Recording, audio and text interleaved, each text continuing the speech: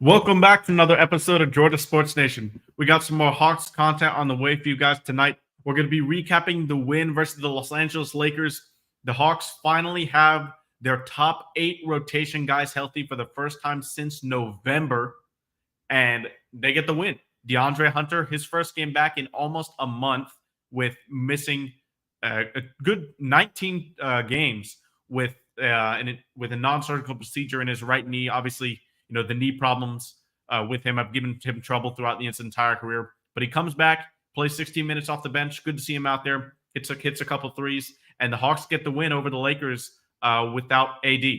So without further ado, we're going to get into that. And then just a lot more discussion about the trade deadline. Because at this time next week, the trade deadline will be 20 minutes away. February 8th, 6 p.m. Eastern. I'm pretty sure that is the time that all trades have to be processed. So we're going to be discussing one final time, what will the Hawks be doing? And next week's show, we're probably going to be keeping a live update on the trade deadline. As you know, so many deals go down at that last minute. So definitely be excited for next week's show. But without further ado, let's dive right into this Lakers game. This Lakers game, the stat sheet for the Lakers was just wild. The Lakers shot 14 of 25 from the free throw line, including 5 of 13 at one point in the second half. They did not do themselves any favors, and credit to the Hawks, they took advantage of it. The Lakers at one point missed 4 consecutive free throws from Rui Hachimura and LeBron. Rui gave the fans in the building Chick-fil-A at the end of the game in the fourth quarter, so that's always nice, especially for the fans. They get loud there in the fourth quarter for sure. But in this game, it started out pretty slowly. The Hawks got out to a 5-0 deficit early. And it could have easily been like 10-0, 11-0 early in the game. But the Lakers were not knocking down a lot of open threes. At the beginning, Austin Reeves struggled from deep. D'Angelo Russell struggled to hit his for a 3. He didn't score in this game until midway through the second quarter after a really hot streak before coming into this game. But slowly but surely, the Hawks found their offensive rhythm. They started 3 of 9 from the field with 3 turnovers. And a lot of that, Trey, I thought early in this game, when he gets double teamed, I've always said it before, one of the best qualities of Trey is that when he gets blitzed on a pick and roll, he doesn't pick up his dribble. He doesn't panic. He'll be patient, figure out how the defense wants to rotate, and then be one step ahead of them, either hitting a Clint Capella and Onyeka Okongwu for the lob or the dunk, or skip passing it all the way to the opposite corner for a 3-ball. But in this game, I thought Trey picked up his dribble a lot earlier than he normally did. He got into a little bit of trouble, and he ended up turning the ball over a few times to begin the game. But after those first 3 minutes, he kind of fell into rhythm, and the Hawks' offense goes as Trae Young goes, and that's why they took off after that. The Hawks scored their first 24 points in the paint or on free throws in this game. 22 of the first 24 were in the paint. And then the other 2 points came on Saddiq Bey free throws, who I want to talk about Saddiq a little bit because, and this is gonna be a side note here, but we all know that Saddiq has been in one of the worst shooting slumps you'll ever see for an above average shooter. And this is the worst shooting slump of his career pretty easily. And now he's turning himself, he's always hustled great. He's always been above average on the boards, especially for a small forward. But the way he is attacking the rim, the way he is generating free throws. Saddiq shot another 7 of 8 from the line against the Lakers on Tuesday. And then in the game before that, he shot 15 free throws. Now, he went 10 of 15 in that game, so not the greatest percentage there. But 15 free throws and 8 free throws. 23 attempts on the charity stripe for Saddiq Bey is definitely a surprise to be sure, but a welcome one there. The Hawks have really done a good job kind of incorporating Saddiq over the last few games in the offense when his shot really isn't falling. He's turned himself into a rim runner, kind of guy that will always do the dirty work, and he's contributing on something that really the Hawks didn't even expect, or I didn't expect from him coming into the season. But so he scored those first 2 points at the line there, and then we've seen time and time again in the first quarter when Bogdan Bogdanovic comes in the game. The Hawks offense, especially with Trey, just gets a boost. He scores on the first 2 possessions he comes in and then assists on the next one. So 3 consecutive possessions, he scores or assisted. And then DeAndre Hunter comes back into the game. hits a three to really capitalize a 7-0 Hawks run. They go up by 7 in the first quarter and end up with a 36-29 lead at the end of the first. The Hawks shot 65% in the quarter, despite starting 3 of 9 from the field with 3 turnovers. That kind of just shows you how much of a rhythm Atlanta was, just in terms of the difference between like the first 4 minutes of the game and then you got the rest of the 8 minutes of the first quarter. And every Hawk scored that played in the corner. Saddiq Bey led the team with 8, and then DeJounte Murray, who also had a great game defensively in this one, he led the team with 5 assists as well as his 8 points. As we move on to the second quarter here, Garrison Matthews came in the second quarter, and it wasn't the best showing from Garrison. I'll put it that way. 3 fouls in 3.5 minutes, and then he goes back to the bench. Now, Garrison ideally is probably not going to play a lot of minutes when the Hawks are healthy, and they're getting back healthier right now. Obviously, Hunter's listed as questionable for next game. I'd assume he'd still be on a minutes limit, but I don't think Garrison will play when DeAndre Hunter is back fully healthy. I assume he'll regain his starting position. Saddiq will go to the bench at the 4, and then you'll just stagger Jalen and Saddiq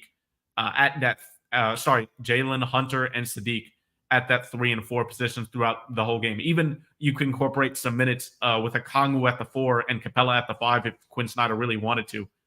But when this team is healthy, I don't see Garrison playing that much.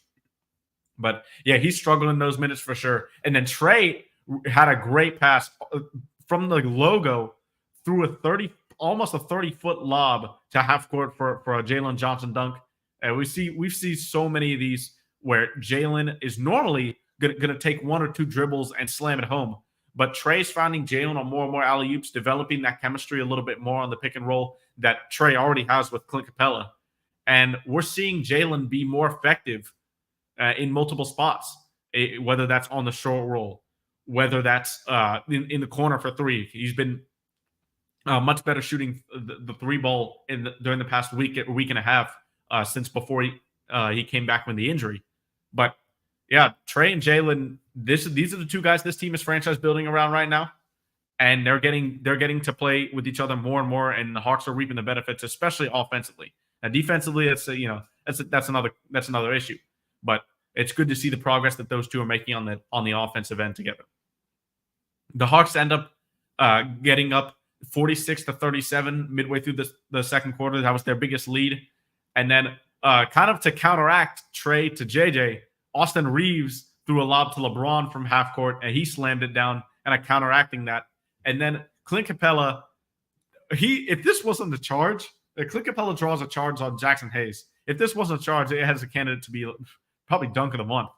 It will happen in January. But Jackson Hayes slammed it over Capella. Capella rotated over, draws the charge, and there was definitely some clapping and say, hey, yes sir, Clint, from the bench on Atlanta, because as you know, Trey and Clint Capella and really Garrison Matthews is in that conversation too. Those 3 guys are having a competition for who can draw the most charges, and we've seen Trey especially do a lot of stuff this year that we haven't seen him do defensively before this. He's given that effort. We like the charges. The steal rate is way up, career high in that category. So that's what you like to see from your best player, your franchise player. At halftime, it ended up being 67-56 Hawks. Everybody on Atlanta shot at least 50% from the floor, except for DeAndre Hunter, who shot 2 for 5, and then Garrison Matthews, who he shot 0 of 1, but he only played 3 minutes. Saddiq Bey had 13 and Trey had 13 as well. Murray had 12, Bogey had 10, and then Trey and DeJounte. This was probably one of the more encouraging stats of the night. At halftime, Trey and DeJounte both had 7 assists. It's rare that the Hawks have seen a game where both point guards, really, they played 2 point guards, have had a great assist numbers in the same game. Yeah, that's usually going to bode well for the offense. And 138 points in a regulation game, that kind of shows you how effective it was. And also 9 turnovers for the Hawks in the first half, but they were able to kind of overcome that with shooting 7 of 17 from 3 compared to just 2 of 13 for LA. And I feel like for the Lakers, a lot of those looks were wide open. they really did not capitalize on a lot of good looks, I thought. Latterman says DJ Steam bought in more than usual. Do you think he stays for the rest of the season, or do you think this stays for the rest of the season if DeJounte stays? That's a good question. In my opinion, I think DeJounte honestly just kind of shows up for some of the matchups that he wants to. Like I was singing DeJounte's praises to the moon, especially when he played against the Bucks early in the season when he held Damian Lillard. I think it was to 6 points. Also against the Spurs, he's playing great defense on the perimeter, and against here, D'Angelo Russell, whenever he was matched up against him, played really good defense. I thought DeJounte played well, but I don't know. We don't know if DeJounte really wants to be here because we've seen him. There was the argument with Quinn Snyder. Now Quinn has lobbied for DeJounte to stay here, but does that mean that DeJounte also wants to stay here? I'm not sure because he has expressed that he doesn't like his role that much. So I don't know. I would like to see the consistency from DeJounte, especially on the defensive end, a little bit more. Now, obviously, not just DeJounte, the entire team, but he's probably going to be tasked with guarding the opposing guard as long as they're a small, quick guard on any given night. So he's going to be like that focal point, that leader up top at the point of attack. So hopefully we see it more often than not. But if he has bought in to that role, I'm encouraged because Brad Rowland put out on Twitter a post I think it was a few hours ago actually. The Hawks are 18th. Were ranked 18th in defensive rating in January. That's really good for this team. Now with how this team scores normally, that should be plenty enough to have a great record. But the problem in January was they just couldn't hit a shot. In high 20s in so many different categories, shooting categories, 3-point range, corner threes, mid-rangers, layups, and you name it. The Hawks just could not shoot for the month of January, it seemed like. And I'm pulling up this tweet now, but look at this. The Hawks fell to 23rd in offensive rating to the month of January. 28th in effective field goal percentage, 26th on long twos, 27th at the rim, 29th on corner threes, and 28th in overall three-point percentage at 34.4. That is crazy. Just crazy numbers from a team who's really been good offensively all season. So I think a lot of that three-point percentage has to do with Bogey and Sadiq kind of being a shooting slump at the same time. Now you're seeing Bogey come out of it. He had a good game against the Lakers. With 18 points, going 4 of 9 from beyond the arc. But I think a lot of that has to do with those two slumps specifically. But if the Hawks just maintain even just a slightly below average offense that they've normally had for the rest of the season, this team they probably could have been at least like 4 games over 500 in January. But, the defense stepped up, but the offense unfortunately fell off a cliff, and they kind of couldn't take advantage of it. But side note there, as we move on to the third quarter here for the Lakers game, it's encouraging possession from Jalen Johnson right at the start of the third quarter. He picks LeBron's pocket and takes it all the way for a dunk. 73-56. The Hawks open up the third quarter on a 6-0 run. We've talked about the death quarter for the Hawks a lot of times. That third quarter, they really haven't done a good job. They're 27th, last time I checked, in net rating in the third quarter. But in this game, they won the third quarter 36-32, and they held the Lakers to 29 points and 27 points in the first half in the first two quarters. Now, the Lakers offense scored a bit more in the second half with 32 in the third and 34 in the fourth. But you like to see the consistent offensive numbers for Atlanta that they were used to putting up against a pretty good defensive team, the Lakers. Now, they can't really score that well, especially without AD. Their defense and offense both kind of dropped really, really bad. But you like that offensive performance against a pretty good defensive team. They still got LeBron, still a good defender. Jared Vanderbilt, but they're missing AD, and what you expect to put up more points without, in my opinion, a top 3 defensive player in the league in Anthony Davis. So that was a good sign for the Hawks offense. But they really just wanted this game more. You can tell in the second half. The Lakers won the second half of a back-to-back in this game. They got blown out the night before by the Rockets. Jalen Green had a huge game there, and the Hawks eventually went up 84-67. Now, after this point, the Lakers kind of made a couple pushes. Twice in the third quarter, in two separate times, they made a 7-0 push. But both times, the Hawks kind of bent but didn't break. Bogey made a couple threes to slow down that first 7-0 push from the Lakers. And at that point, the Hawks were 12 of 25 shooting from deep. That's a number you love to see there. And then after another 7-0 run, Trae Young hits a three to kind of squash that one. But Trae, from beyond the arc, hit his first 6 shots in this game. He was amazing in this game, especially from beyond the arc. I'm pretty sure he went 6 of 9. Yeah, 6 of 9 shooting from beyond the arc for Trae Young. Really encouraging after a little bit of a shooting slump, especially from beyond the arc there. After 3 quarters, it was 103-88 Hawks, and Trae, after a decent first half, really put it on in that third quarter, scoring 11 points and having 24 for the game so far heading into the final frame. In the fourth quarter, it was a 10-point game right at the beginning. Jared Vanderbilt and Rui Hachimura definitely made an impact for the Lakers early in the final quarter, but both teams really played sloppily to begin the fourth. There was moving screens, careless passes. The Lakers had 20 fast break points with 8 minutes left in this game. So they were clearly trying to run and getting out in the break, even though it was the second half of a back-to-back. They didn't score well in the half court in this game at all. If the Hawks didn't make a live ball turnover or they scored and got back on defense, the Lakers really had trouble establishing an offensive rhythm. D'Angelo Russell was definitely off his game in this one. I mean, he only finished with 9 points, 3 of 11 from the field.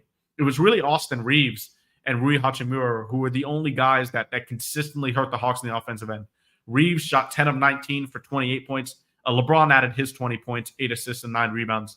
So it's still a decent game from LeBron, but probably not what you expect, even at his age, when AD is out. And then Vanderbilt had 12 off the bench. Rui Hachimura was 16 on 7 of 11 shooting.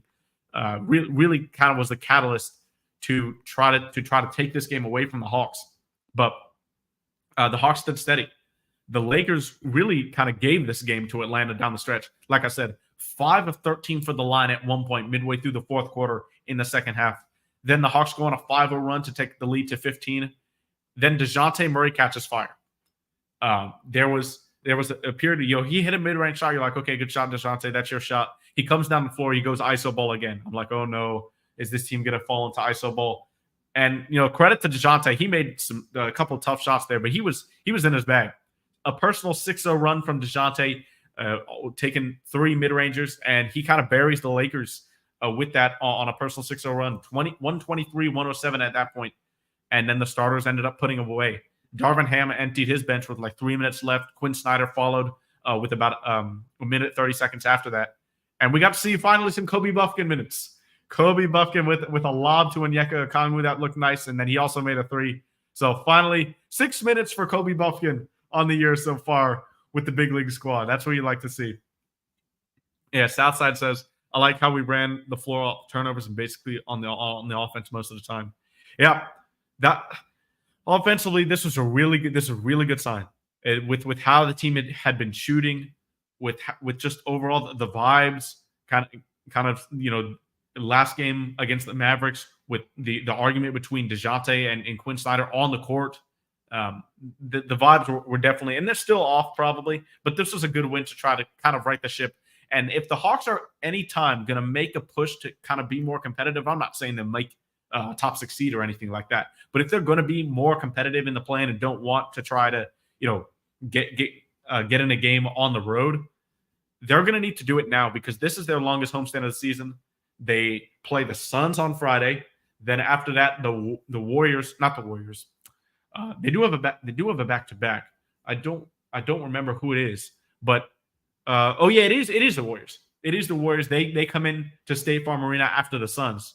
So this homestand really is going to be the key to it. They won against the Raptors, lost against the Mavericks, now win against the Lakers, 2-1. I'm looking for the Hawks to at least go 4-1 on this homestand to try to have any chance of making it into a good kind of a good effort to get a high seed in the play-in, which is not the greatest thing, especially when we had expectations going into the season. But alas, that's where we're here now.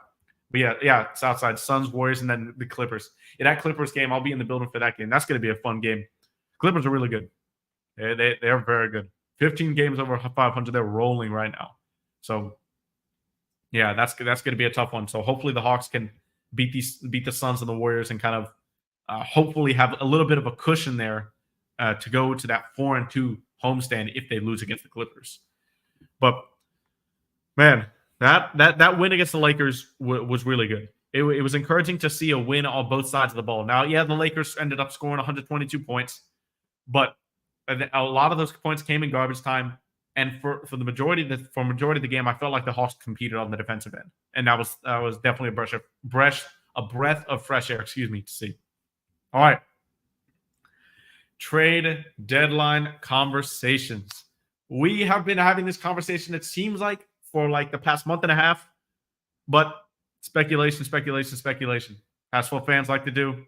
That's what we are here to do as well, to talk about the rumors that are reported. Now, a few days ago, actually, I think it was yesterday or 2 days ago, Mark Stein reported that Quinn Snyder lobbied for DeJounte Murray to stay here in Atlanta past the deadline.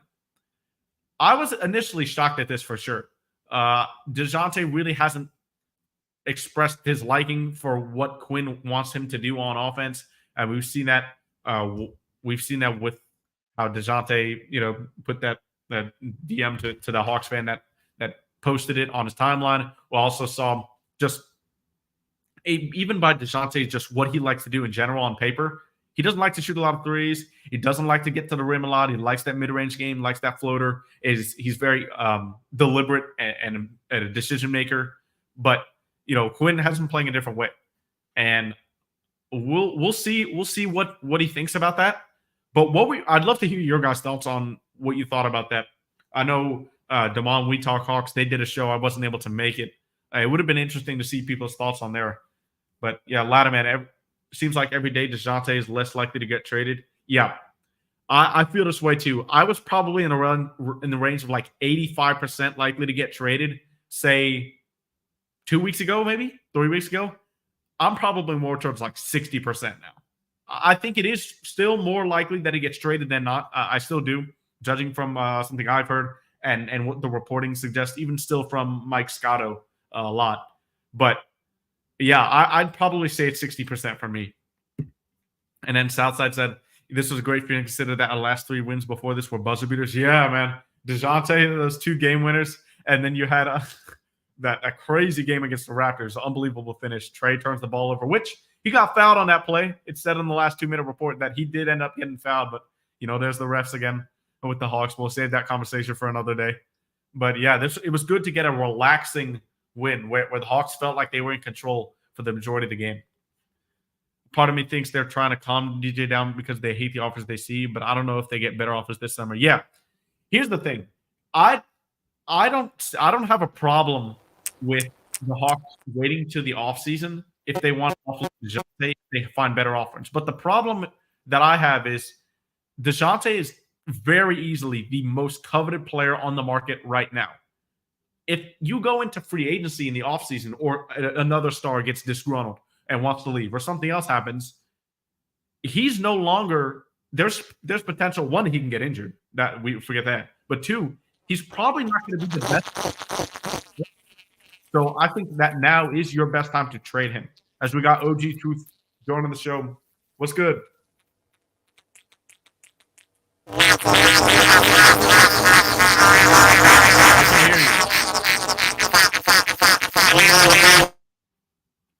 Can't hear you. Your mic is your mic is kind of acting up. It's like making squeaking noises. I can't hear your voice. It's just squeaking noises.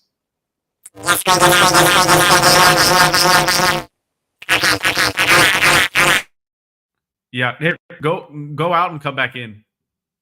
Go out and come back in. Yeah. His audio is. I don't know what's happening there, but yeah, I think DeJounte is still more likely to get traded than not, but it's definitely a lower percentage. Clint Capella's market is heating up. I mean, his value is low. We know this. Jake Fisher reported that. But I think they're honestly more likely to give Capella than maybe DeJounte for what I thought a couple weeks ago. Is it working out, OG? Nah, it's still not working. Dude, go out of the screen and come back in.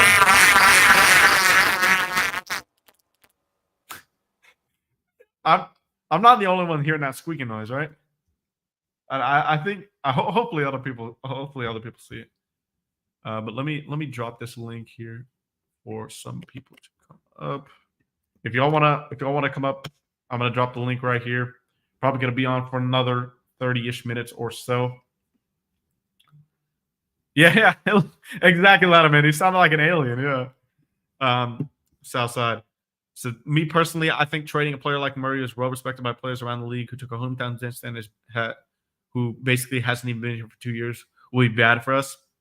It's a bad look. I agree with you. I think it's a bad look, but one that contract is very movable. So I'm sure a lot of teams called about DeJounte before the Hawks said like they want to trade him, like actively shopping him. I'm sure there were a lot of teams who called about DeJounte just because of that contract.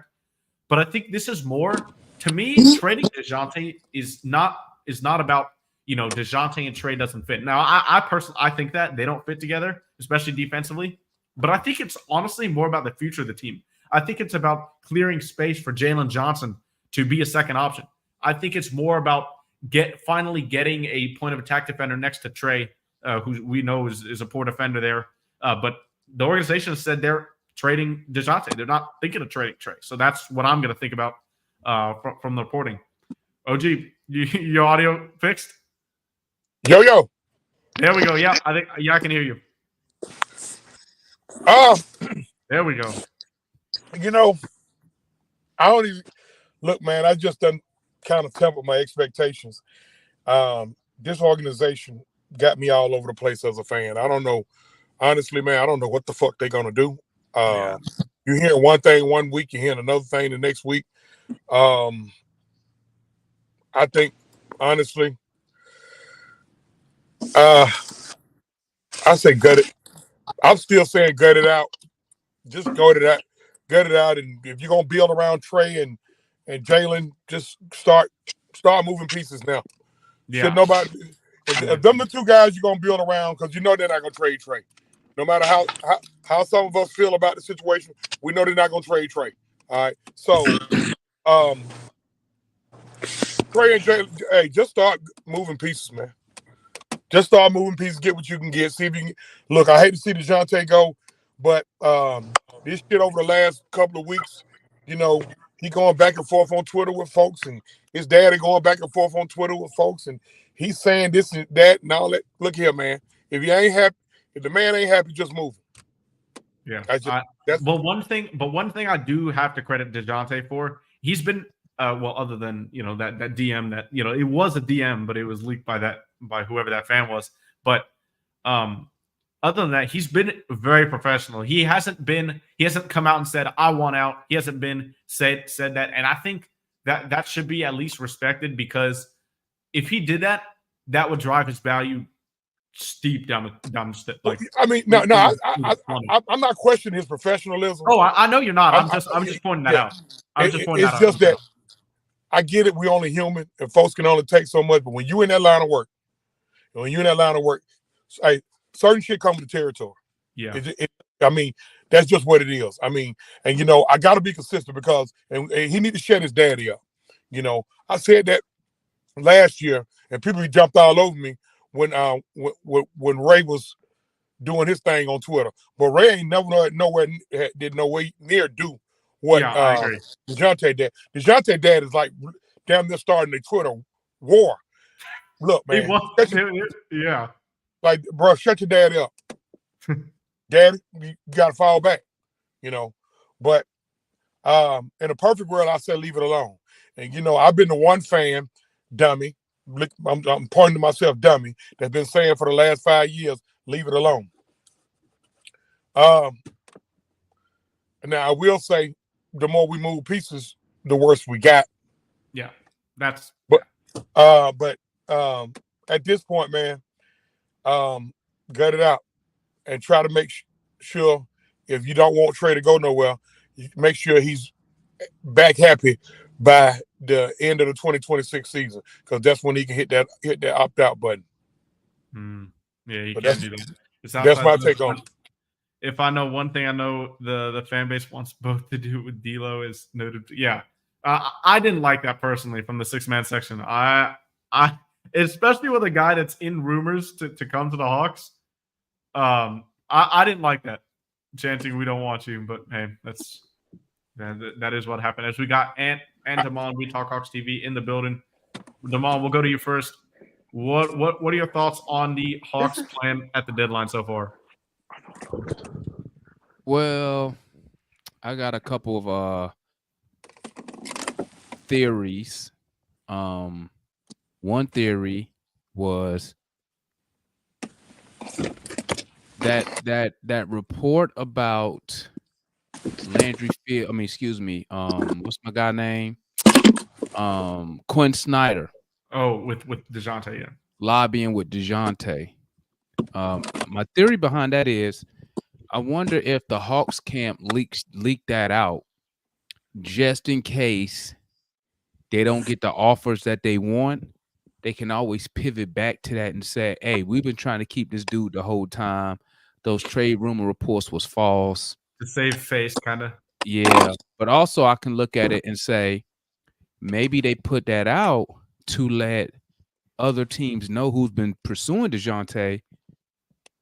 We don't have a problem keeping him if y'all not go meet our asking price. So, I mean, I'm looking at it from a bunch of angles, but it's a chess match. What I do know is this.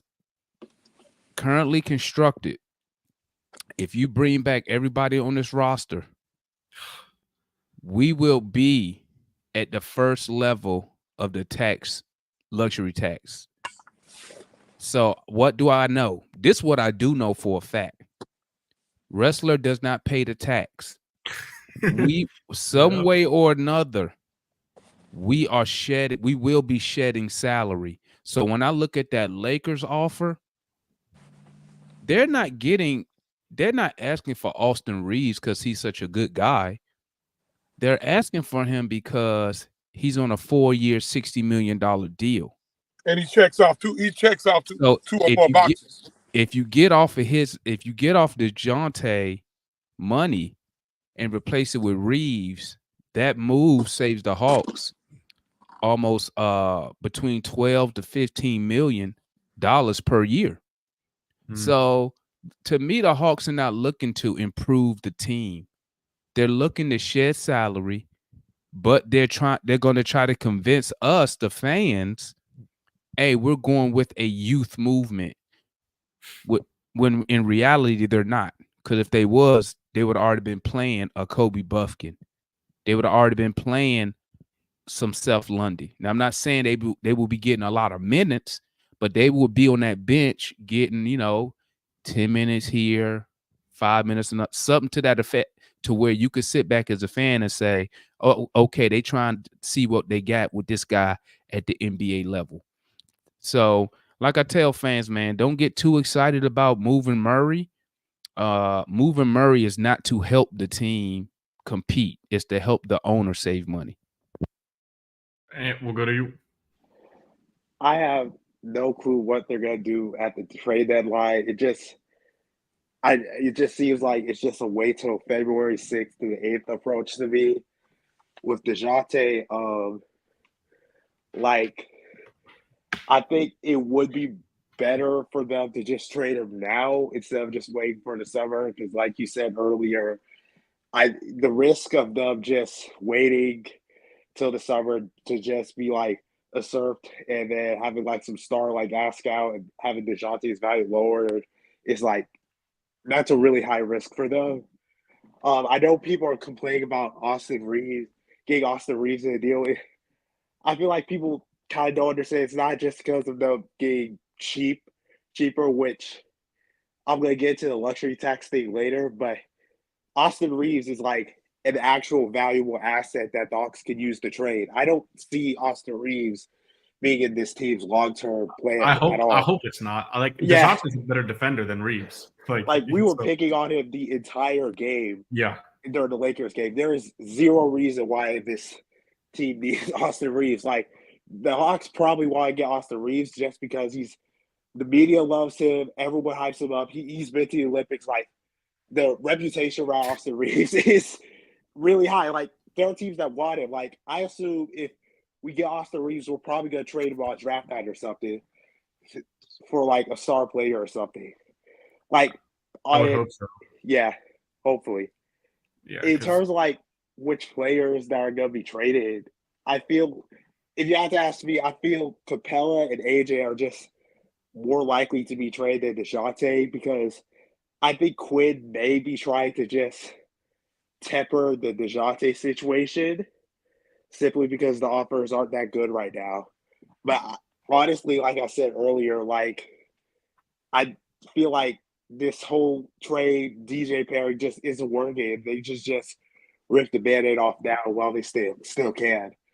Yeah. And in terms of the luxury tax thing, like, yeah, we know a kind of a big part of it is just luxury tax. They're not going to pay it, but you might as well just get off players that just don't work with the system. With now, like with Capella's contract and how we know that Trey and DJ don't really work, so you might as well just move on DeJounte and Capella now while you can, in my opinion. For Capella, there's been increased noise with him. The more we've gotten to the deadline, it sounded like at first that the Hawks really weren't trying hard to move him. Now it's picking up a little bit. Obviously, we got a week till the deadline now, so that's expected. But for me, moving DeJounte now, if they don't like the offers, that's fine. Okay, like that's good on Landry that he's not going to just ship DeJounte off for a bag of peanuts, right? Yeah, I respect that. I 100% respect that. If in the summer, if he keeps DeJounte, Damon, I know you wanted to wait to the offseason. How do you think, or what do you think the impact in DeJounte's value would be if the Hawks waited to the offseason and offloaded him on, like, say, draft night, for example? In my opinion, I believe DeJounte value doesn't change. At the end of the day, you got a two-way player giving you 21, 5, and 5. At less than 30 over the next 2 years, he making less than $30 million a season. That's the bargain. You have control over him, and the contract don't even kick in till next season. You have control over him for 4 years. Like, why would you come off of that? You're not gonna find that nowhere else. So I believe his value doesn't move, but at the end of the day, we understand when it comes to trades, the value really is how bad a team wants or needs a player. Yeah. So, I mean, like I said, man, I think moving Murray now is an awful move. Wait till the off season, because at least in the off season, if a star does end up getting disgruntled, say Minnesota tanks in the playoffs, get upset in the first round, do they want to pay all that money? Might not. But at least now, say for a Cat, They actually can't. Like, it's not possible for them to pay everybody on their roster.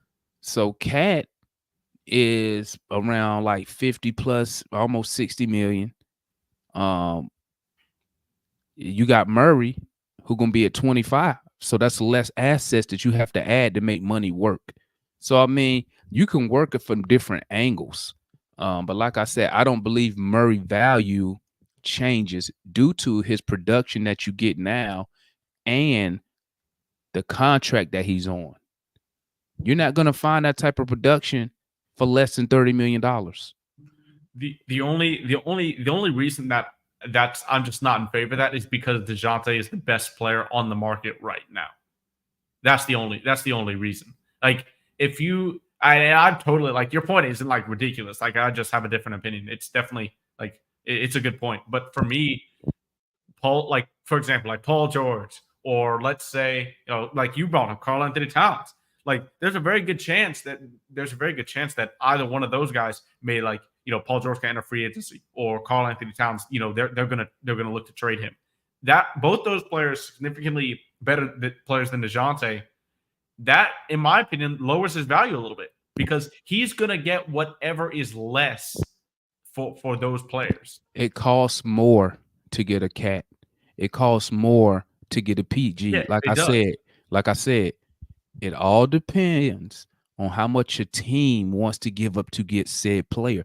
Does a team want to give up what's going to take to get a Karl Anthony Towns in a trade? You're going to have to make the money work. You're going to have to give him a contract extension, which is going to take you into the 50s and $60 million per. Then you still got to give up what? Draft compensation. Or you could look at a guy like a Murray as a value player.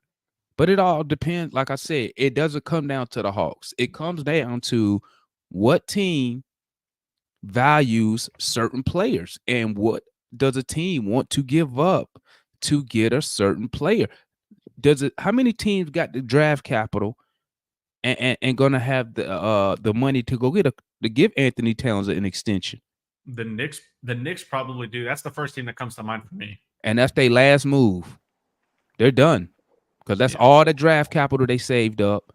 They're going to be in luxury tax. You're going to be in the luxury tax. That's the only move you can make. So, that's why you got to be able to maneuver this very wisely. Sometimes you got to turn down the Ferrari and get the Honda. Sometimes you got to do that. Unless you put yourself in a position to say, you know what? I'm going to roll the dice and get the Ferrari.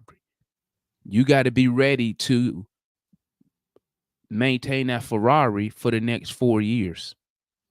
That's the thing. So, I mean, me personally, I would keep Murray.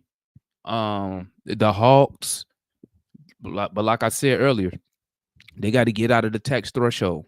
So that's the priority right now. The priority, they don't have to, but we know they'll want to. They will. They already the man said it in the report. Stein, he said it. The Hawks are trying to shed salary. That was his exact words in the article. We know why they trying to shed salary, and it's not to win games. Yes, I'm gonna tell you what can mess that plan up though. If the Hawks go on a little winning streak. Yep. You let these dudes win the rest of these games to that deadline. Guess what? Murray not going nowhere. I'm gonna say this now. Even if they go on a 5-game win streak or something like that, they should still trade Murray and Capella. Like that should mess up the plan. I think Capella. They don't have a plan, and that's the problem. The only plan they have is shedding salary. That's the only plan. We're not gonna know the plan until February 6th to the 8th. You don't. We know what the plan is. We know what the plan is. The plan is to shed salary. That's the priority. I know that. But I'm just saying, like, if they wanted to trade DeJounte and they still want to do it, like, we're 20 and 27. Like, I don't think there is as much. How am I trying to say this? Like, there's a very realistic chance we're probably not even gonna get past the play-in. Like, at this point, like, there's really no reason to just have like another false hope season or anything like that just because we go on another win streak. Like, well, I hope not. I hope they don't. But in my opinion, I think the biggest priority now, like just judging from that report, especially with Quinn, I think the biggest priority now for the Hawks should be getting off Capella. That should be the number one priority this deadline. Who taking that money off your hands, Mikey? I mean, you might need to attach like second. I mean, I know. Well, we saw it today. Not today, but it's been rumored even since the offseason. The Rockets are interested in a reunion with Clint Capella. I mean, the Knicks obviously have a need at center. So, I mean, there are teams that can use a backup center. Like, obviously, the Rockets aren't benching Şengün for Clint Capella. But they have no backup center. I mean, Jock Landale has been terrible for them. That hasn't worked out. But they could use Capella really well. So could the Knicks. And Jericho Sims is not good. But how many people want to use Capella this year and next year at $22 million? In my opinion, teams like the Knicks or the Rockets do because they're not on the very tippy top, right? They're kind of like this. They're on the way up, but just getting in. So like the Rockets are starting to be buyers, and they're an okay team, right? They have a lot of people haven't noticed they've slid down. They're under 500 now. Everybody was like, Ime Udoka. Like, he's a good coach, but the Rockets still aren't that great of a team. Okay, and Well, the Rockets Knicks, the Rockets don't have no star players. That's why. yeah, the Knicks. Well, yeah, Şengün. Well, yeah, he's not a star. Star player, not Yeah, good player. He's not a star. He's Star a rising player. star. He's a rising star. They don't have no star. But the Knicks are like right here. I mean, they're what, top 6, top 4 in the East. They're gonna battle. They're gonna try to make the Eastern Conference Finals at least have a second round. Have you looked at their contracts, Mikey? The Knicks, are they in the tax? but the Knicks, I don't know if the Knicks is in the tax yet. But regardless, they have an owner that will pay the tax. Not for Clint Capella, man. I don't know if they move Not Mitchell for Clint. Robinson. Only way you're getting off Clint, you're gonna have to attach a pick to Clint Capella. But I think the Hawks at that point have to bite the bullet and do it because or if they don't want to do that, you at least have to play on Onyeka Okongwu 30 minutes. I know we both agree on this about, but we know that's not going to happen because they're not. Listen, the reason you don't see Kobe Buffkin playing, the reason you don't see Okongwu starting, the reason why you see Seth Lundy come up here, get like 3 minutes and they send him back is because they know most fans, when they see those young dudes out there, you don't see Murray.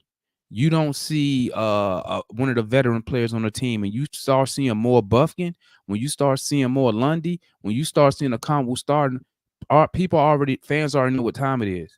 And what's going to happen is it's going to affect what? Season tickets. Because now you're going to have fans saying, we're not even trying to compete. We're developing. Why am I giving you my hard-earned money to why I can watch these dudes develop from home on TV for free? See, it's all strategy behind it. It's all strategy because what do we know, Mikey? We know Tony Wrestler wants that arena packed.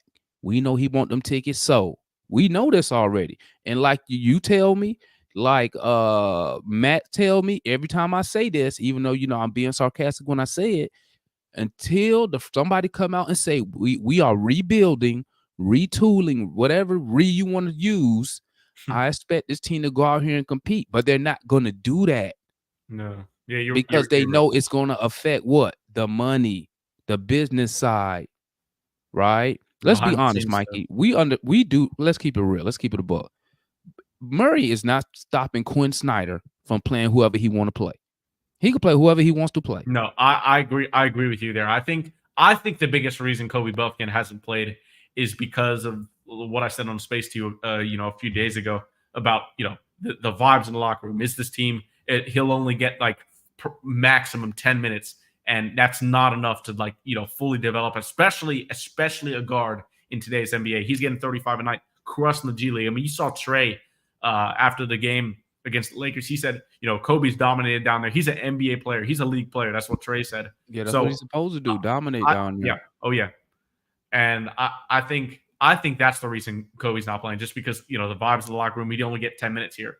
But moving DeJounte, I feel like he would play Buffkin if they move him, but I don't think DeJounte's the sole reason that he's not playing. Right. And I agree with it. I agree with that. Only thing I disagree with is I think they just not playing them up here now because they don't want us looking like a development team. Okay. In my opinion, because fans are going to be like, hey, what are we doing here? Why am I paying thousands of dollars for these season tickets? You know what I'm saying? So yeah, hey, you're right, Southside. Fans thought that too, and you can jump in whenever you want. But yeah, fans thought that too. What do you say? We are going on. He thought. I was about to say. That's why he got mad, Mikey. Yeah. That's why he got on Landry. That's why he got on. I don't know why people try to front like they don't know what time it is, man. That's why he got on them. Because we discussed this, Mikey. That showed a disconnect from the owner and the front office. And we've been talking about that for years and years. It's a disconnect. He thinking one thing. Now, I will say this in defense of Landry in the front office. It's hard for Landry to do the job and get results when the owner is putting him on so many restraints. Yeah. It's hard, and that's why I wanted.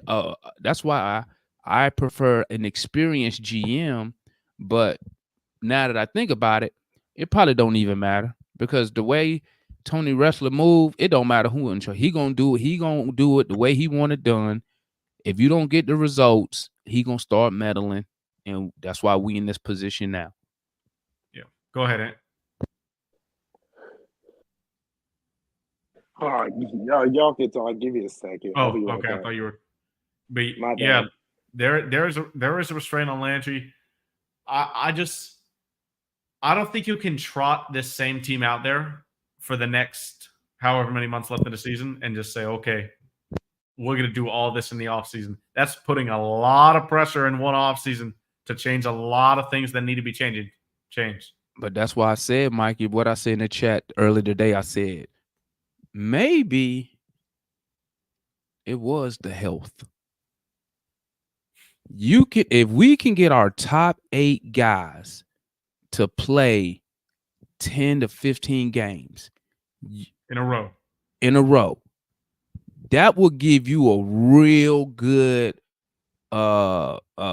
sample of what we need to. We had 13 of those games at the beginning of the year. Remember you know I was on about this. 8-5, top 17. We're 17th or 18th in defensive rating with a top three offense. So watch That's this. Good Mikey. for this team. That's all they need on defense.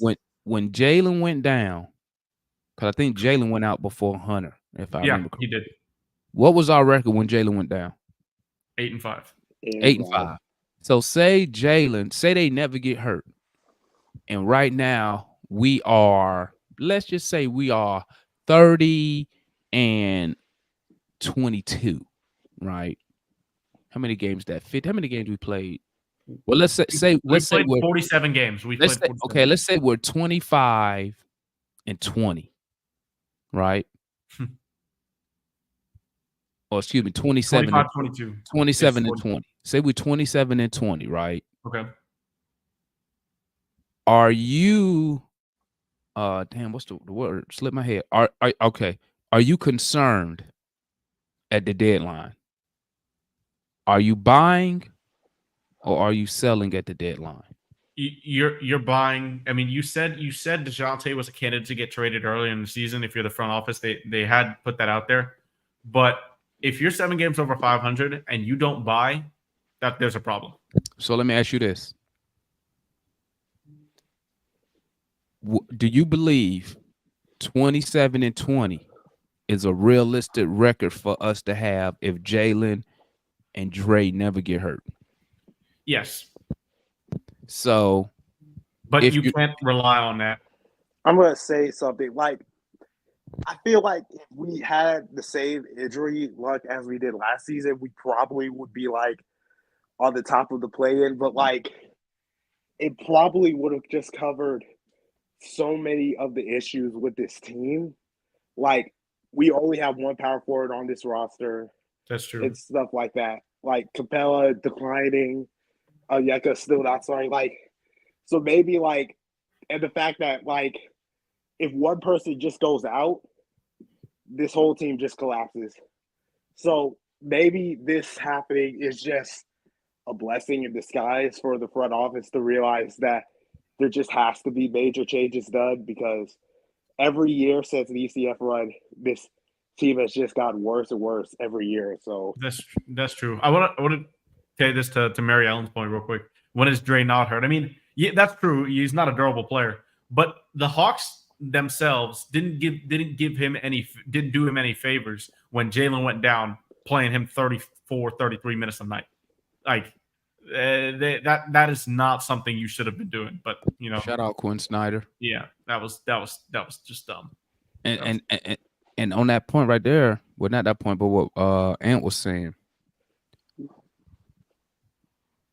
having one power forward, that's on Landry Fields. Yeah, I agree. Yeah. Well, and also the fact that they thought Sadiq Bey could be a power forward. And it's on, and well, they probably thought he could be a power forward. Why? Because the owner's being cheap. You got a mid-level sitting right there at 12 million. Always comes back to the owner. Always comes back. You got a mid-level sitting right there. You telling me you get hit with the injury bug, right? And you're like, man, we got 50 guards and 1 forward. Hey, Tony, but you got 8 to 12 million available right here. That's still not going to put you in luxury tax. Can we use that or some of it, half of it, to go get a decent backup jag, just a guy who could come in here, fill a role till we can get back up healthy. We didn't even, this how I knew we won't about nothing. Mikey, all those injuries, how many people we signed to a 10-day contract? Well, we didn't have any 10 days left. So it was impossible. But where were they at? G League. Why was our 10-day contracts in the G League? When our guys are hurt, I don't know. Well, Seth Lundy was actually, that's not true. Seth Lundy was here when Jalen got hurt, but then he got hurt. Remember, he twisted his ankle in the Bulls game. Mm-hmm. Yeah, but yeah, so he was playing Seth Lundy. Where's our 10-day contracts at? 10-day contracts. I don't know how those work, but yeah, we could have went and signed. Well, our roster was full. We could have signed, bro. They could have sent. They could have cut somebody. They not going to cut one of the guards. Cut somebody. Put somebody on the 10-day that fills a position of need until we get back healthy. Yeah. My whole point is this. My point is this. The front office ownership show us. They wasn't trying to win nothing. They wasn't trying to compete. Teams that's trying to compete, when they hit injuries, what do? They'll cut somebody and go get somebody. Whether it's a 10-day, whether it's a veteran free agent for on a vet minimum. Our front office, and when I say front office, I'm mainly talking about Tony Wrestler. Our front office showed us he's not trying to win. He's not trying to compete. And how many years has he told us he would spend money in order for us to win? You know what he's doing, Mikey? He's trying to wait. He's doing it backwards. Perfect moment. He's trying to wait. Right. He's doing it backwards. He wants you to get the young dude for cheap. And then pay the tax. Turns into the max guy. Right? Which is cool. When you don't have one, we have a max guy. We have a superstar, and we have a young star, most likely in Jalen. And you gotta but they don't want to put the pieces around it because he don't want to spend the money. I mean, at the end of the day, man, listen. I know one thing. I know Russell want to get to the playoffs or that play-in because he wants the extra games that stay. Does not want to tank, and I don't think the Hawks in general want to tank either. I know Wrestler doesn't want to, but I don't think the Hawks in general do either. Which is weird when you say that. The owner, hey Mikey, you my GM. You better not lose, but here's the limitations you need to operate on. Like, how does that sound? That's crazy, right? Yeah. Mikey, I want you to build me a team that can get me to the playoffs, but you can't spend over what's the cap this year? 139. You can't spend 150. You can't spend 150 million. CBA too. Everything got to be on 150 million.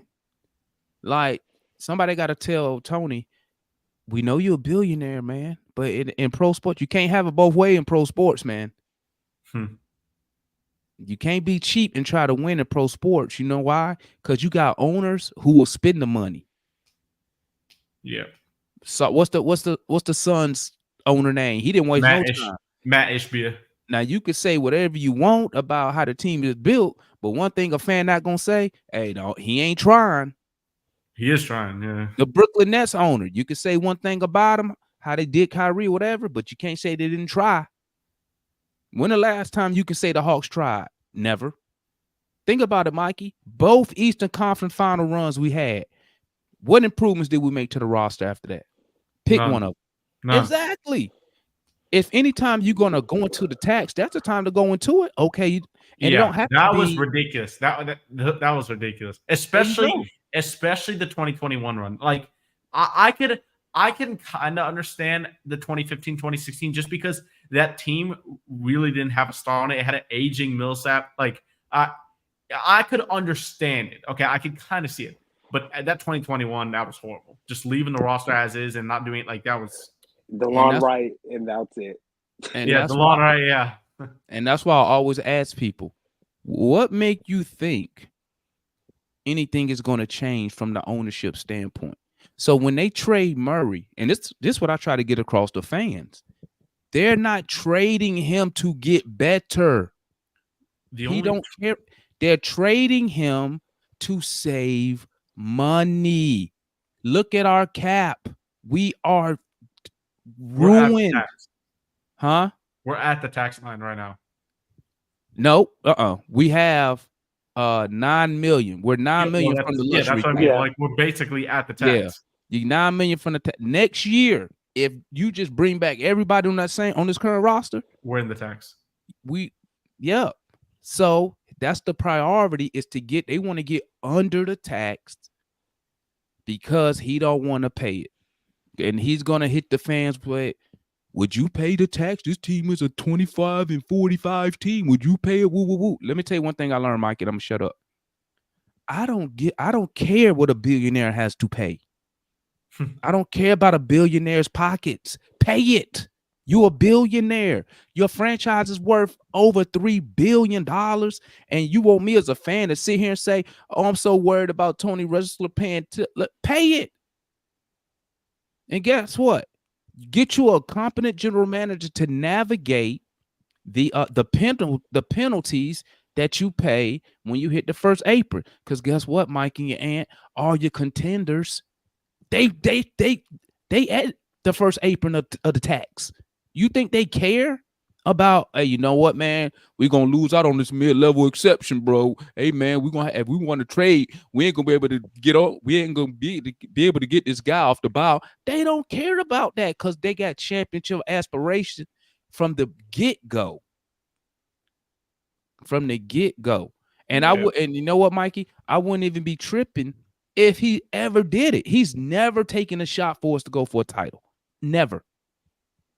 Since he's on this team. And I'll be quiet. Maybe the Hawks could surprise us on the trade deadline and get LeBron James. I don't know. We'll see what happens. But I think, but this is if you're looking from purely a basketball perspective, I think this is the main reason they're looking to trade DeJounte, though, is because of that defensive end. Because if they're looking to keep Trey, and by all accounts they are, then that is a guy that you need to look at as expendable, because you need to get a guy who will be that great a defender next to Trey, because we know how poor he is on the other side of the ball. So, on that side of the ball. No, he's not poor on offense. So yeah, I think from a purely basketball perspective, it's less about offensively what he's done, because I think DeJounte has been really good offensively actually this year. He's just surpassed my expectations, especially from the three ball. But defensively is where it's been that iffy. You know what the difference was in that Laker game we played, Mikey? Yeah. Trae Young guarded a guy the whole game.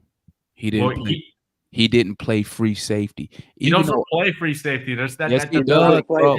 Yes, he does. Man. Y'all can sit there and try to listen. I watch all the games. Y'all see a trade just went down. Y'all see me here watching these games. Who got traded? The Memphis Grizzlies are trading Steven Adams to the Houston Rockets for Victor Oladipo and 3 second-round picks. So Steven Adams out for the year. So that kills the Capella trade to the Rockets. Capella to the no, but Adams is out for the season. Adams is out for the season. He's not playing. Oh yeah, dang. So wow, I'm kind of confused by that move. Yeah, Steven Adams. Easy. Go look at the money. What's Steven Adams' money? I think $12 million a year. So. How many years left on his deal? Let me check. See, look, even Tangi says that's cap. What's cap? That about free safety. See, it's not true. He does not play free. Yeah, he safety. does. He sits right there. He'll guard a guy. The guy go in the lane and he passes the guy off, and then he turns his head. That's why he always in the lane. That's why he's getting the steals. He don't get his steals at the perimeter. He get a majority of his steals when he's in the lane, in the paint. Why is my 6-foot point guard in the paint? I'll have to look at. Come on, just watch along so I can point it out to you, like I be pointing out to everybody. I'll be pointing it out. I'll be like, watch what he do. You might be confused with playing 2-1 with roaming, but Because for example, when a guy has the ball in the post on one end and the floor spread out with two guys on the opposite side, you only need one guy to guard those two people, because the pass, you got one guy guarding the pass, you can get one guy guarding the player. But I think you maybe can be confused with that. But I he said does right not here, play Mikey. free safety. I said right here, watch him pick up a guy at the perimeter. The dude dribbled in the lane. Trey just passed the dude off. He just passed the dude off. No, Tandrew, don't do that. Don't act like I don't want to see him watch the games, Tandrew. But my whole point is this. At the end of the day, it doesn't matter who you put beside Trey until Trey defends his man the whole game. He tries to defend his man. To me, that's a difference maker right there. That's a difference maker on the defensive side. Because it's just like when people tell me about Murray. Boy, Murray was this dude in San Antonio. Who was the other guard beside him? A better defender than he was, exactly. So I don't know why people expect a guy to come in here and cover up a lot of defensive issues. In a minute, you about to see JJ get tired of it, because I see him on the court shaking his head half the time when he covering down for somebody, because somebody messed up an assignment. A point of attack defender. Listen, the point of attack defender ain't finna save you, bro. I mean, it ain't gonna save you, bro. But hey, listen. No. Y'all go ahead. I'm gonna sit right here. I'm gonna just sit right here. It would probably solve a good bit of issues. I'm not gonna lie. But, well, I'm gonna sit right here and I'm gonna just watch. And whoever they get, whoever this point, I'm gonna ask y'all who's the point of attack defender whenever they make these trades. Whenever they make these trades, I'm gonna say Mikey and who's the point of attack defender? Hold on, because I'm gonna watch, and I'm gonna watch these scores, and I'm gonna look at these numbers, and I expect these numbers to go down drastically, because y'all saying the issue with the defense is 1 point of attack defender. That's what y'all telling me. I'm not saying 1 point of attack defender. Yes, y'all are, because you only say Murray. I ain't heard you say nothing about Bogey not defending nobody. Bogey give up all the Olays. We say stuff about Bogey. This is a bad defensive team. We know this is a bad defensive team. Like we've been a bad defensive team. We've been bad for 3 years. I know. Yeah, I agree. But the fact I think most people are doing that because that the expectations that were placed on Murray weren't rooted in reality. That we know it now, at least. Yeah. Say that again, Mikey. I think the expectations weren't rooted in reality when Murray first came to Atlanta, especially on defense. That's what I think. Hey, listen, I knew it wasn't gonna change shit anyway, to be honest. Because we get targeted. So I mean, hey, it is what it is, man. I'm gonna sit right here and I'm gonna wait for them to trade Murray. And I'm gonna ask y'all, okay, who's the point? If it's Kobe Buffkin, whoever it is, whoever it is, I expect this defense to improve immediately. Just whoever it is. I'm gonna ask y'all when they trade Murray. I'm gonna say, well, who's the point of attack defender on the team that we got? None right now except Trent Forrest. That's right. And he's sorry, he getting cooked. He one of the worst defenders out there. Let's be honest here. He's awful. Best defender on the team, and he's not even that good. That's the point. Awful. He's the best defender on the team, and he's not even that good. And he on a two-way. That's awful. That's bad. That's terrible. Terrible. Yeah. Terrible. So, terrible. It depends. The only trade in which I think the Hawks get better defensively is if they do the trade with Grimes, and that really doesn't look like it's going to materialize at all. Unless they trade AJ. No, that ain't happening. Yeah, that's not happening. Yeah, Knicks, I agree. I think if the Hawks end up making a trade with the Knicks, it's going to be on February the 8th, because I think the Knicks are going to exhaust every other option not to give up multiple first-round picks for a DeJounte Murray. They're going to try, because our last report I heard they was kicking the tires on Bridges, but the Nets, which is crazy, they just made Bridges unavailable. That's crazy. Like I'm like, this dude an all-star or something? Like what? Bro, what the world? Bridges to me, he's a good player, right? I like watching him. Good player, but he's not a number one option championship team. Like if a team was willing to trade 4 protected first round picks for Mikal Bridges or 4 first round picks for Mikal Bridges in general, you don't take that if you're the Nets. I think they didn't take it to try to save face. You think so? Because 2 of those picks are their own picks. Oh, it's their 2025 unprotected. Matter of fact, it's 2 of their picks in a pick swap. All the stuff they gave Houston to James Harden, Houston trying to give it back to him for Mikal Bridges. So Houston really not losing nothing. They're just giving back what they got for Harden to get a younger player that they think is better. But like I told you, they missing a star. They don't have a star player. So I guess they're looking at Mikal Bridges as a star player. Could be. But yeah, Frank, we're just explaining the trade there. Next year, the Rockets are going to have a good backup center. It's just Şengün. Like Capella, I don't see Capella going there now at all. I mean, the Grizzlies won't want him.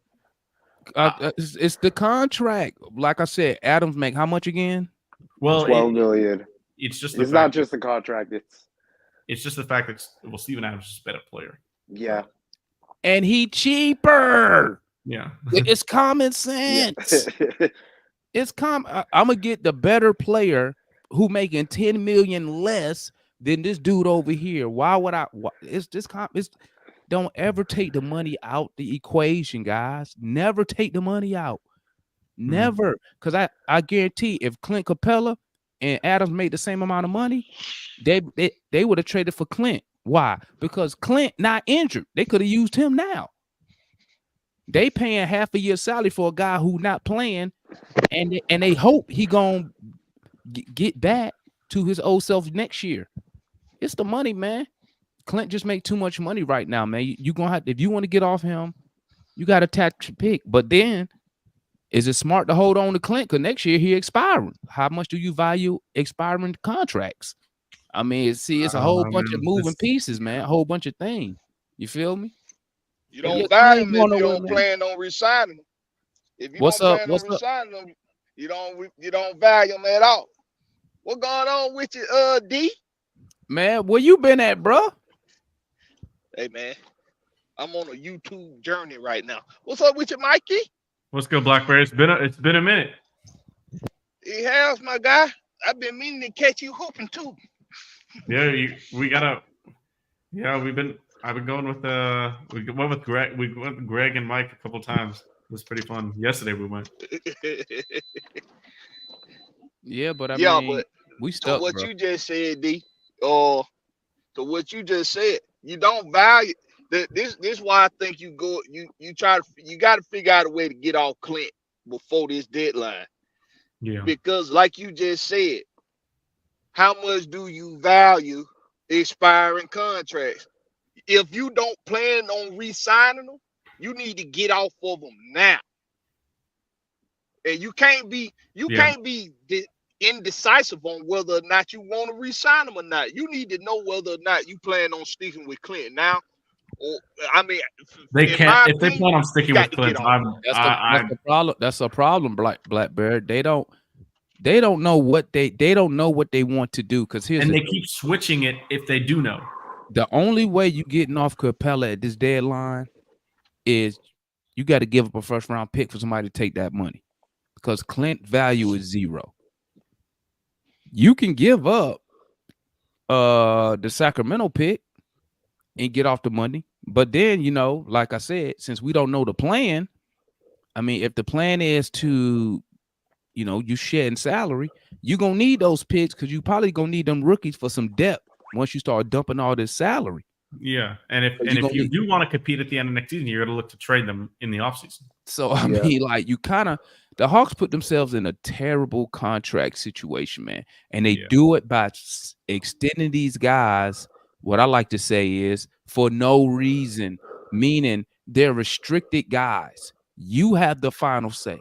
The worst thing that happens for you is you lose a player for nothing, but you're not stuck on a bad deal. It's the same thing for Hunter. You're not getting off that contract. He owed after this year, he owed another $70 million. And people going to look at his injury history and be like, do we want to take that gamble? Not for free. We're not taking that gamble. So, I mean, when you look at the contracts, man, that we got, our front office, whoever it is, Travis, Landry, Wrestler, Nick, whoever did these extensions for no reason at all. Now we're in this predicament. Because guess what? If you don't get Clint that extension, he gone last year. Right? If you don't get Dre Hunter, if you let Dre Hunter go test the market, maybe you're not paying him 20 million, maybe you're paying him 16, 17. But since the Hawks, I don't know what their plan was at the time when they did all those contracts. Whatever the plan was, Yeah, I wish we would have known. Yeah, they pivoted off that direction. Whatever it was, they pivoted. But don't it seem like it was just them just signing people just cause, without any real end game in mind, without any real goal in mind? Because if you really trying to build around Trey, then you trying to give Trey what he desperately is looking for, which is that triple pick and roll action with two guys he can run that with. He ain't got but one guy he can run that with because Clint just ain't doing. I don't know what in the hell happened with Clint on the pick and roll. It ain't there no more. It ain't consistent enough with Clint. He can get it out of. He can get that out of your boy Jalen. Jalen?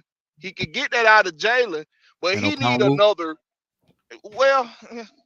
Not if my bad. I thought you were talking about the center position. My bad. No, I'm just talking about two guys, whether it's at center or whether it's at forward, that he can run that triple pick and roll action with, and he can also rely on one of them to be able to shoot the three. Now, see, right now, Clint can't shoot. Clint can't finish under the basket for nothing. So you got to get somebody in there that ain't got them stiff ass wrists and fingers, that can get up there and get them boards, but can also finish under the basket. We don't have no money, Blackbird. You got no money, but you got to figure out how to make something twerk. But thing is, y'all, can we just keep it 100? We don't trust the damn wrestlers. Nick Wrestler, he's a punk ass someone, you know what? Hey, well, I mean, the owner put him in charge. I mean, We'll see what it does, but in my opinion, the priority now has to be moving Clint Capella at the deadline, seeing what you have on Onyeka Okongwu in 30 minutes, because he's never been able to play 30 minutes in his career for a long stretch of time. Never seen it. Let me ask you, Mikey. Never seen it? If a team came to you right now, Mikey, and said, "Hey, Mike, we'll take Clint off your hands. Give me that sat pick," would you do it?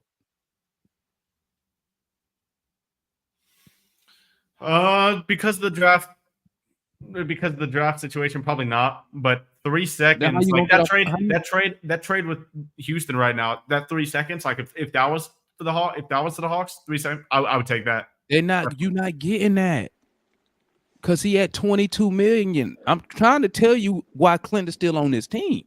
It's the money. You might be able.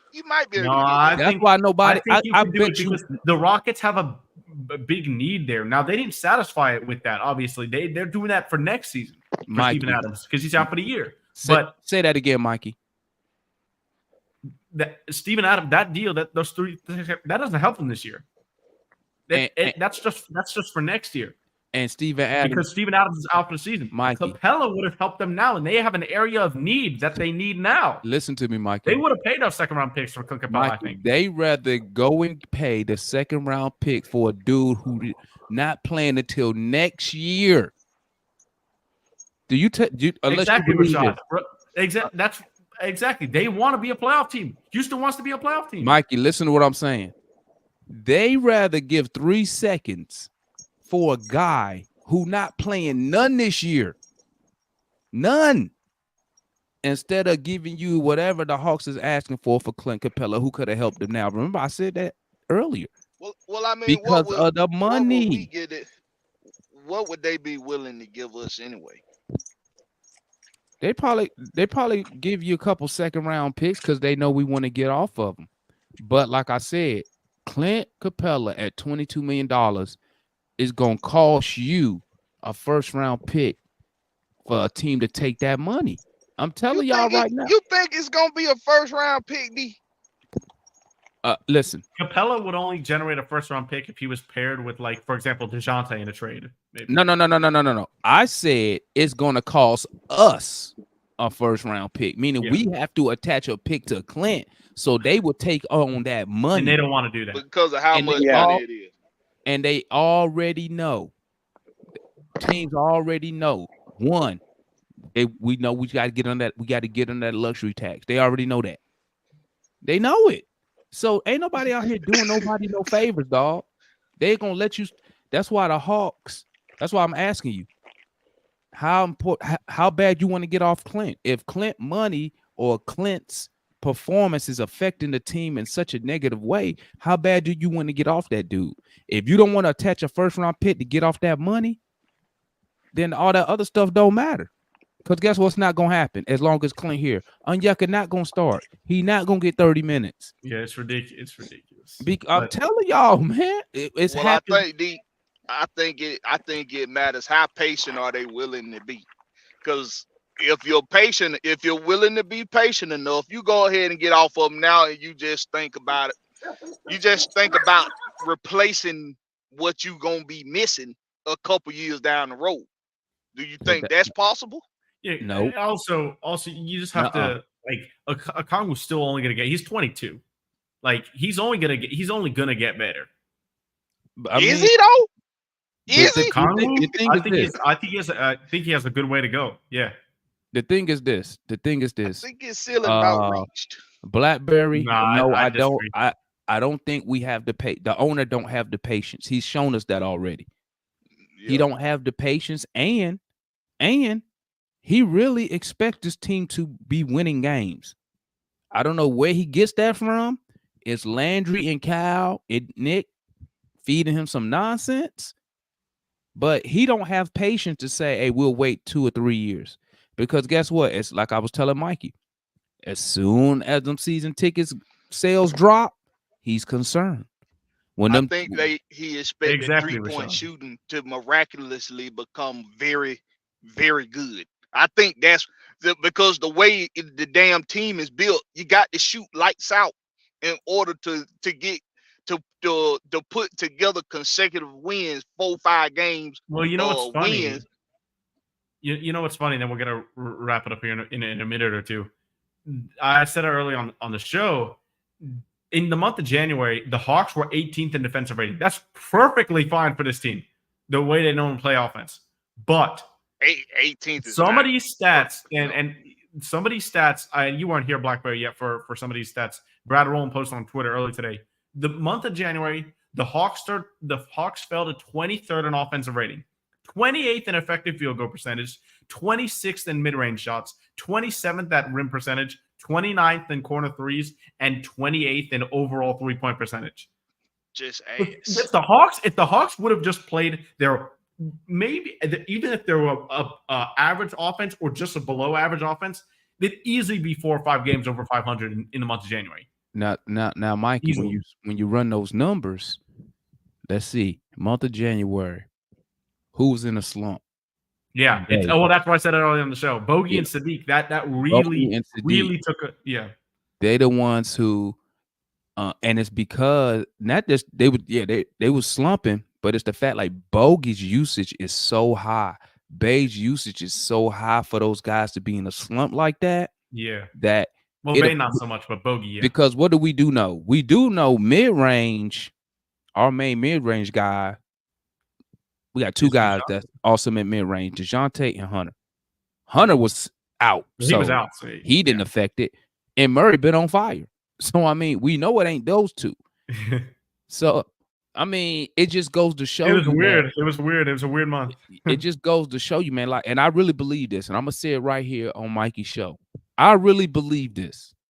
I really believe if we, and I said it earlier, if we can get our top 8 guys for 10 to 15 games, I bet you, let's say 15 games. If I could get up for 15 games, 12 to 15 games, I guarantee you in that stretch, they'll be above 500.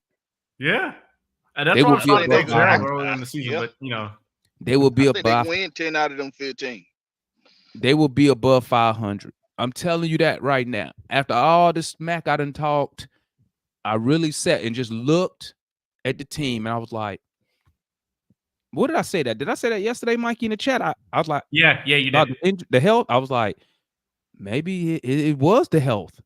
Because it's what just I saw against the Lakers, that was a whole completely different team right there, man. Man, Yeah. they ran the Lakers up and they ran the And Lakers up effort, out of there, boy.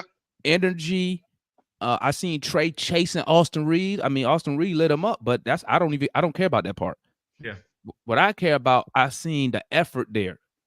And now you can say it's yeah. because of Dre Hunter or whatever, but hey, get our top 8 guys, and I think we could make the playoffs with the top 8 guys. Like, win the play-in and get to the playoffs. I mean, and that's why I asked you earlier, Mikey, what was our record before we started losing the dudes? Yeah, 8-5. And we agree 8-5, that if we kept all our dudes, 27-20 record right now is a realistic record that we could have had. I think so.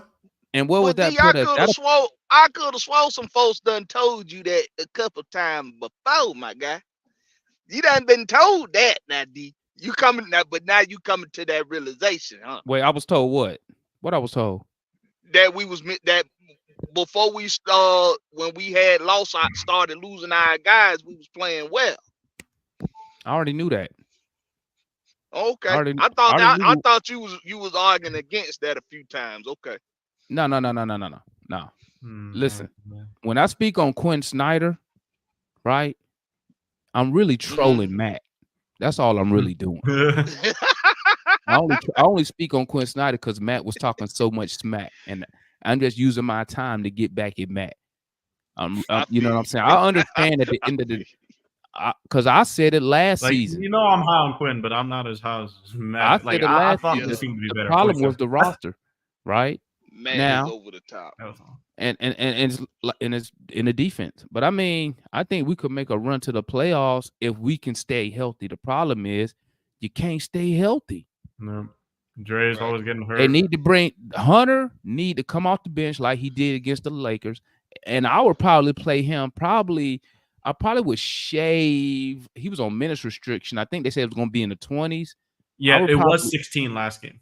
It was 16. That's probably good for him right there. Good 16 minutes right there. Yeah, for like the first few games, and then I think ideally you want Hunter once he's fully back ramped up, high 20s. Yep. I think that's a good point. And like I really want to 28, 27 minutes. I think that's good. Yep.